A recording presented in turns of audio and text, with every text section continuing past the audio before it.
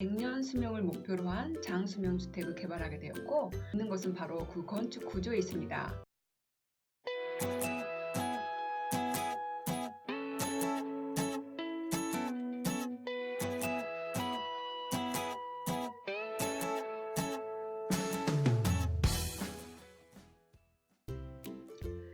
안녕하십니까, 영종도 한바퀴TV입니다. 오늘은 주택의 혁명 장수명 주택에 대해서 알아보도록 하겠습니다.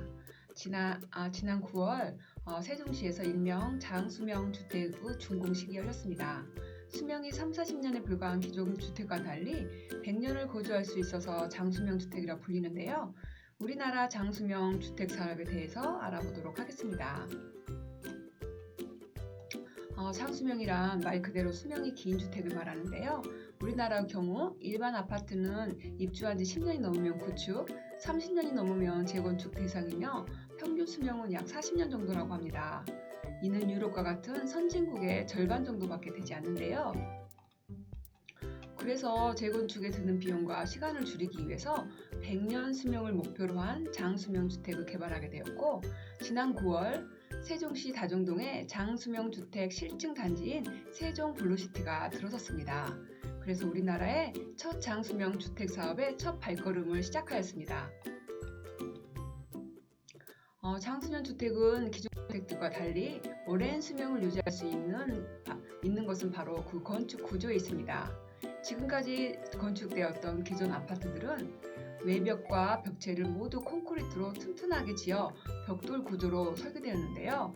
이는 벽의 대부분의 하중을 감당하며 벽 내부에 배관이나 전기 시설 등을 설치하는 방식이었습니다.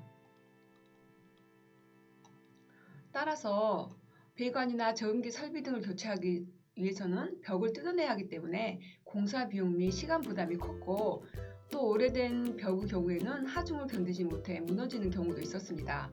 반면 장수명 주택은 기둥식 구조로 설계되어 있기 때문에 대부분의 하중을 기둥이 감당을 하며 배관이나 전기 설비 등은 쉽게 교체를 하도록 콘크리트 내부에 매립하지 않고 꺼내놓은 모듈형 방식을 채택하였습니다.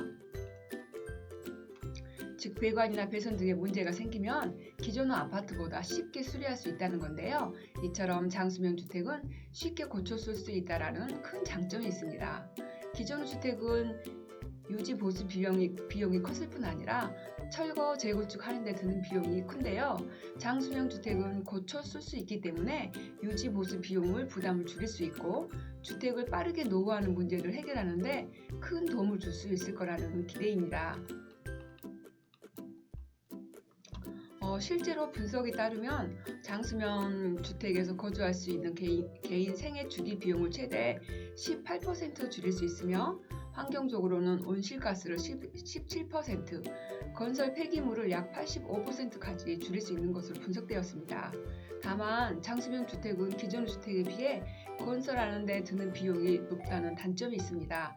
이와 관련하여 건설 비용을 활성화하지 못하는 문제점을 개선하기 위해 2014년 9월부터 비용 절감형 장수명 주택의 연구 개발을 진행해 왔습니다. 그 결과 초기 시공 비용이 기존의 주택보다는 3에서 6% 정도 높다는 결론이 내렸는데, 이는 향후 전략될 생애 주기 비용 등을 고려했을 때 비교적 적은 비용에 불과하다고 합니다. 우리나라에서도 첫 장수명 주택이 준공됨에 따라 쉽게 고쳐쓰고 오래 쓰는 장수명 주택에 관심을 가져야겠습니다. 오늘은 새로운 주택의 건설 방식인 장수명 주택에 대한 안내였습니다. 도움이 되셨다면 좋아요와 구독 부탁드립니다. 영종도 한바퀴TV였습니다. 감사합니다.